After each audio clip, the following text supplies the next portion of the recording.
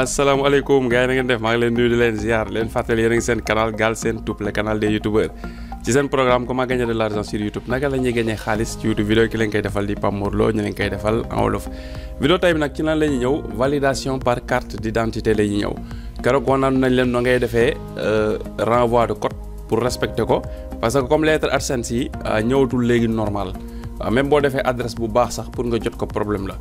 voilà léegi-léeg sax keroog maay wax benn waaye ma ne ko est-ce que nekkul waa Google dañoo sentir ni ñu bëri léegi dañuy valider par carte d'identité Sénégal ñu ne xaaral ñu saqanal suñu papier yi ba jotee envoyé lettre parce que loolu lay nuru quoi parce que lettre yi léegi day na war daal pour nga jot ko lu jafe la. léegi nag mais comme am na panneau secours am na raccourci wala beneen système muy valider par carte d'identité boo jotul code bi normal tamit pour valider mun nga valider ak carte d'identité kon lu ma leen di wax daal mooy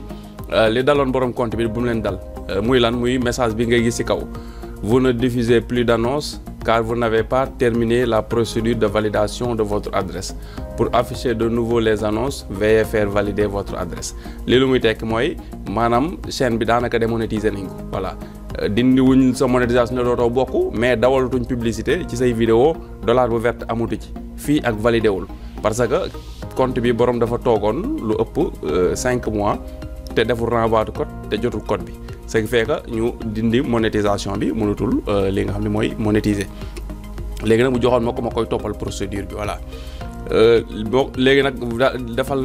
defaloon naa ko renvoi de code bi ma ko mujjee defal mooy vidéo bi ma mujjoon def renvoi de code moo nekkoon 3e renvoi de code bi ce qui fait que envoyé nañ ko 4 codes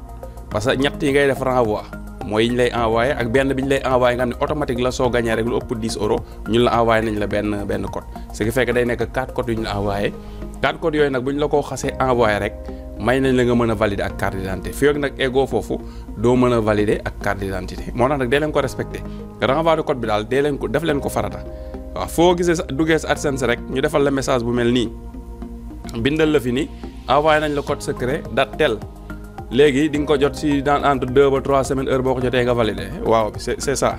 léegi nag jàppal date bi ñu la bindal fii nga commencé nga compter 22 jours yi ba lan lay tombeel nga jàpp ko bu baax wala nga def ko rappel ci sa téléphone heure bu jotee mu yëgal la ko heure bu demee ba date boobu te lettre bi ñëwul comme munoo valider normal lan ngay def nga def renvoi code mooy vidéo bi ñu defoon démb dinañ ko def fii ci i bi pour bu ko defee mooy flèche bii di ci kaw fi mu joxoñ lien boobu génn fa soo ko cliquer dina la yóbbu ci vidéo bi ñu defoon bu dee seetaanagoo ko nan ngay defee renvoi de code léegi nag boo ko defee soo ko defee 3 fois après nga ñëw seetaan vidéo bii su fekkee ne yow defoon nga ko 3 fois ba pare kon vidéo bii li ñuy def teg nga moom ngay def pour mën a valider ak sa carte d'identité waaye nag am na lu ci am tuuti bala ñuy def opération wala ni ñuy valider par carte d'identité mooy lan mooy na fekk ni AdSense bi adresse bi ci nekk ak adresse bi nekk sa carte d'identité nañ nuroo voilà loolu dinañ dem wan leen ko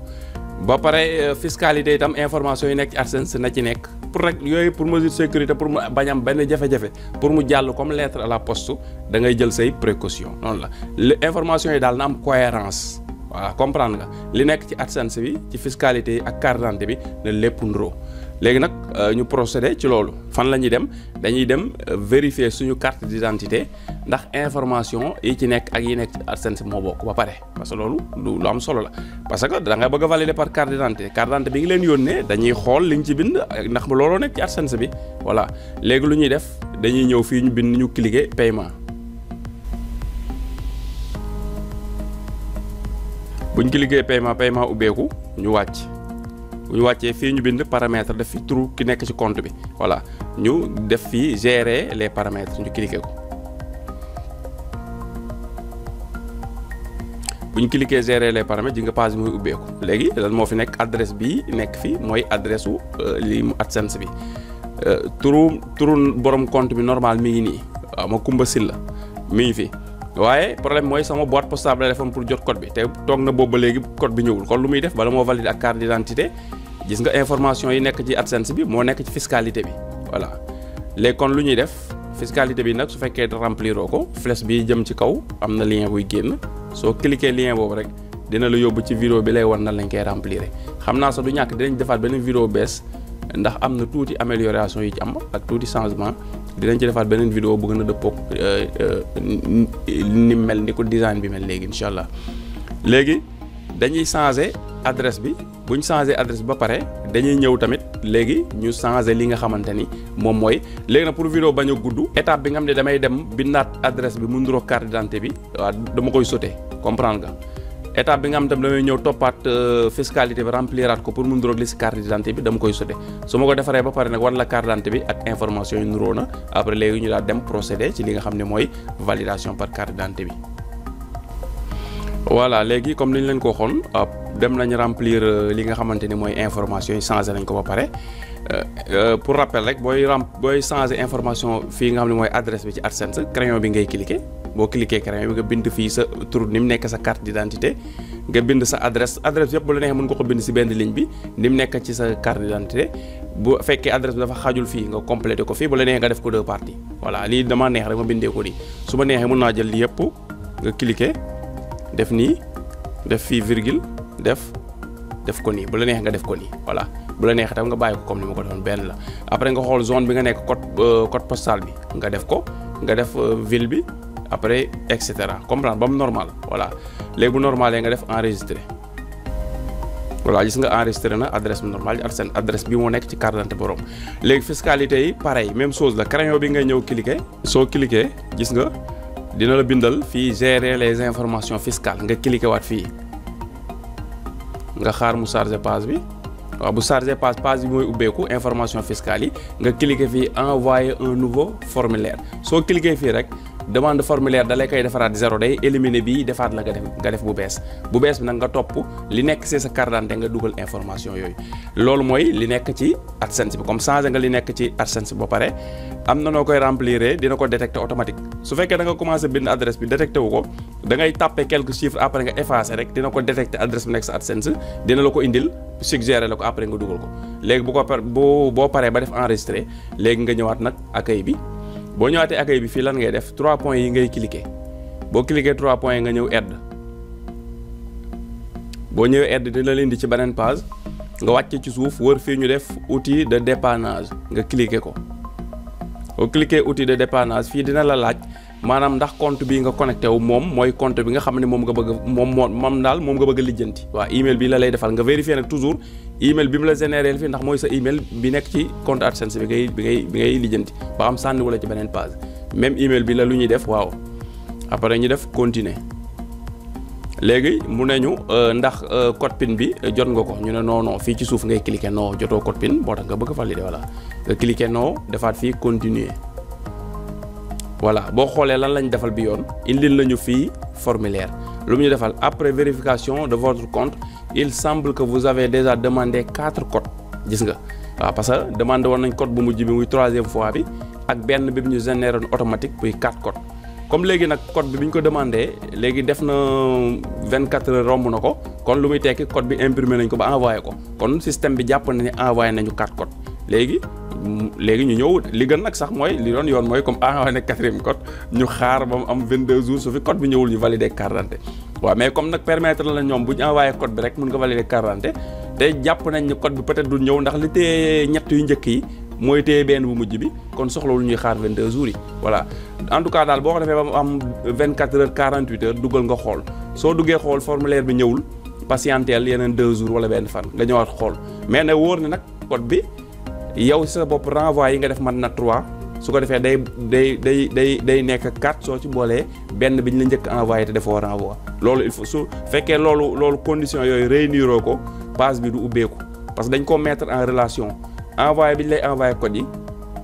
ak page bi dañ leen a def mu lënkaloo bu njëkk ma nag am na ñu daan jaar ci méthode bii di valider par carte d'identité te fekk sax defuñu renvoi code waaye loolu AdSense bañ ko lijjantee ba fermer faille boobu yàgg na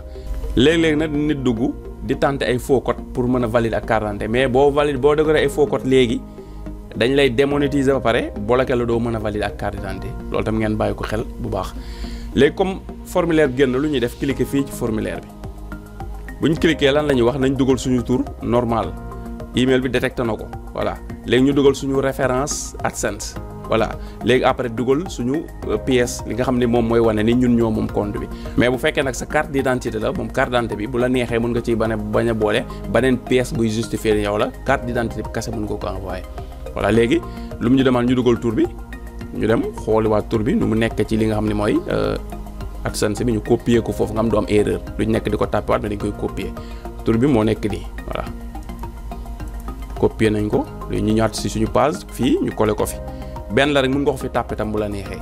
léegi référence éditeur AdSense la ñu wax lan mooy référence éditeur AdSense ñu teg ci point d'interrogation bi mu leeral ñu ko voilà boo tegee nga cliquer mën nañu votre référence éditeur et l'identifiant unique associé à votre compte AdSense au format yi nga pip lay nekk code bi soo ko ñëw voilà pour la trouver cliquez sur compte puis sur information sur le compte di nga ko mën a gis voilà léegi ñu dem jëli ko bu ñëwee AdSense gis nga léegi identifiant bi lañ bëgg dem jëli fii la ñuy cliquer gérer les paramètres bu ñu defee gérer les paramètres lan la ñu waxoon nee nañu moom mooy ànd ak pip lay àndal voilà ñu xool ñi nga numéro bi du moom parce que pip amu fi ñu ngi defal numéro de compte de paiement amul pip kon du moom ñu wàcc pseudo du compte de paiement AdSense pip waaw kon fii la kii am na pip léegi ñu copier fii nag nga def attention booy copier nga copier uniquement pip bi ba ci li nga xamante moom mooy numéro bi fi mu yem nga def copier voilà bu ñu defee copier ñu demaat suñu page de validation ñu ñëwaat fii ñu tapé ñu collé ko fi. léegi nag collé bi nii parce que ordinateur la sinon boo ko fi tapé tamit l'essentiel bu mu am erreur rek waaw ñu vérifier bind nañ tur bi normal email bi AdSense moo ko dugalal boppam bind nañ li nga am mooy référence éditeur bi léegi la mooñ dese ñu dugal suñu carte d'identité waaw mu wàññi page bi pour lépp mën a feeñ bu baax a baax voilà parce que fii ngay cliquer pour charger pièce d'identité ci nga lu mu defal fii. Pièce d'identité officielle. L'image doit afficher votre nom et votre adresse postale des bénéficiaires tels qu'ils apparaissent dans votre compte AdSense maanaam photo carte d'identité bi ngay dugal sa photo sa jëmm da ciy génn ak adresse bi nga def ci AdSense am na feeñ ci carte d'identité bi leer nañ waaw comprendre nga voilà loolu dafa am solo mu def ñu fii ji nga relevé bancaire facture de téléphone ou quittance de loyer voilà yooyu itam mun nga ko envoyer pour gën a wóorul mais bu dee carte d'identité bu leer la moom carte d'identité bi kese day doy rek recto bi kese sax doy na ñu cliquer fii dem téléchargement fa lañ defoon carte d'identité baa ngi nii ñu double clic ko double cliquer gis nga carte d'identité bi dugg na automatique voilà gis nga mais carte d'identité bi ji nga tur bi mu indaal daal neexuma voilà dama ko bëgg a tuddee xaw ma tudd carte d'identité ko bëgg a tuddee ma kumba sil la waaw ma supprimer waat ko voilà li may def nag bokk ci waaw man neexuma rek pour tur bi ma cliquer waat fii cliquer téléchargement léegi tur bi parce que dama ko dafa ma ko envoyé WhatsApp ma téléchargé ko moo tax tur bi dafa def ni WhatsApp image et cetera voilà dafa générer automatique léegi tur bi dama koy changer sa tur bee ma neexul tur borom carte d'identité bi laa ciy def waaw noonu la tudd waaw may double clic léegi image bi dugg na waaw image bi fichier bi turu borom carte d'identité bi laa ci def voilà loolu laa doon changer parce que mais nag du lu garaaw de c'est que man daf ma déranger rek moo tax ma def ko voilà léegi lan la ñuy def ñu wàcc suuf tuuti ñu def envoyer voilà ñu cliquer envoyer bu ñu cliquer envoyer lu mu ñu defal fii votre email a bien été envoyé votre formulaire a été envoyé à l'assistance aux éditeurs AdSense maanaam sa formulaire bi nga remplir kat envoyé nañ ko ñi nga xamante ni ñooy toppatoo ñi am AdSense voilà si votre demande concerne votre compte et implique une action de notre part nous essayerons de vous répondre dans un délai de 24 heures maanaam su fekkee kat li nga envoyé ni formulaire bi dafa nekk loo xam dafa concerné AdSense nekk loo xam ni ñoom dañ cee war a def dara pour mu sotti dinañ ci def dara balaa 24 heures voilà du egg 24 heures loolu la ñu wax mu def cependant en fonction du volume de messages que nous recevons vous devez peut-être patienter 48 heures ou plus nous vous remercions de votre patience mu ne nag waaye nag léeg-léeg dina am ay période yoo xam ni message yi ñu doon mën naa bari ba nga xamante ni délai 24 heures ba mën naa dem ba 48 heures waaw kon ñu ngi lay sant ci taaxeerlu bi ngay taaxeerlu voilà pendant ce temps n'hésitez pas à visiter et cetera maanaam temps bi ngay toog di xaar code bi ñëw mën ngaa dem xooli suñu forum beeg yooyu loolu moom amul ma importance voilà léegi lu ñuy def tëj page bi voilà léegi ñu dem ci boîte Gmail bi xool lan la ñu wax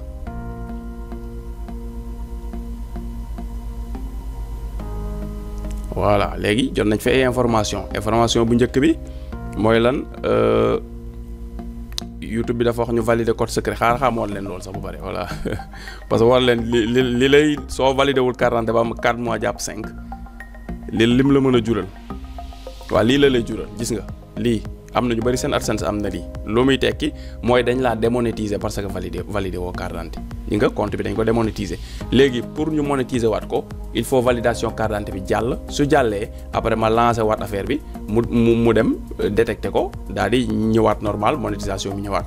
wala léeg-léeg bu nga valider AdSense bi YouTube bi détecté ko automatiquement affaire bi réglé boppam voilà ñaar yëpp day am. léegi bu ñu ñëwee fii lu ñu wax Google paiement vos informations fiscales lii bi may changer information fiscalité de wax na ma modifié nañ ko lii moo concerné nag li nga mooy carte d'identité bi voilà. Merci d'avoir accepté d'examiner par voilà fii message bi mooy comme daanaka li ma lire fee lañ détaillé fii rek wax ni Covid 19 bi moo tax affaire yi des fois mu xaw a yeex mais nangam na mais nag li ci ëpp validation carte d'identité bi léegi de sa nga def ko lu mat 1 heure temps ñu wax la jàll na xool nañ ko jàll na voilà parce que tam gars yi xarañ koo xam ni léegi la nekkul lépp ay nit ay toog di ko def lu si bari léegi si lu ñuy liggéey dinañ seen système yi la ñuy jàngal loo xam ni ak reconnaissance faciale yi nga xam ne am na caméra yoo xam ne bu ñu la filmer sax sa kanam dañuy automatiquement dañ lay mën a xam yaay kan léegi système yooyu boo envoyé document bu ñu ko scanner rek affaire bi dina mën a xam exactement noonu la demee voilà léegi lu ñuy def mooy dañuy patienter ba ñu valider ko bu ñu ko valider ñëw wal leen message validation bi wax leen ñaata temps dem le durée incha allah rabbi kon ci kanam. waa gars yi xaar bi nag xam naa yàggul waaw parce que validation bi gaaw na trop léegi parce que boo xoolee. bi ñu demandé validation ñu envoyé ñu message retour bi ngi nekk 17h54 17h55 ñu répondre ñu wax ni validé nañ ko voilà gis nga boo xoolee merci de nous avoir fait parvenir votre pièce d'identité nous avons le plaisir de vous informer qu'elle répond aux exigences AdSense en matière de validation d'adresse moom 40 bi ñu envoyé kat ànd naag dëppoo naag li ñuy laaj ci pour mën a valider adresse AdSense yi. Notez qu'il est possible que la notification de report de paiement s'affiche toujours dans votre compte. Soyez assuré que votre compte secret a bien été validé et que la notification disparaîtra sous 24 à 48 heures. lii mooy maanaam mun nga dugg ci AdSense xaar ñu demal leen ko mun nga dugg ci AdSense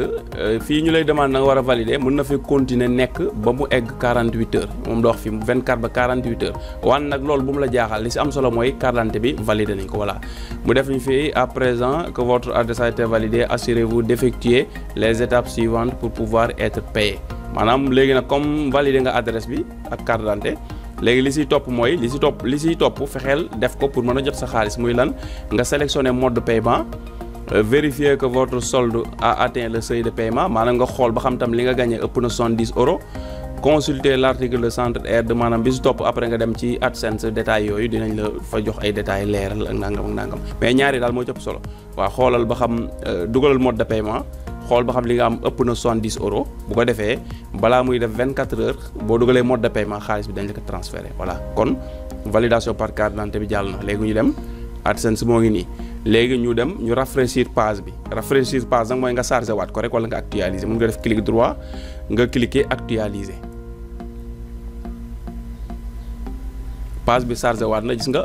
message bi nga xamante ni moo fi nekkoon pour ñu war a valider dem na li nga ne ma am na message bu rouge ba léegi mi ngi fi de waaw message bu rouge bi lan la borom compte bi dugalagul compte banque voilà loolu lay tekki gis nga vos paiements sont actuellement suspendus une action de votre part est nécessaire pour les débloquer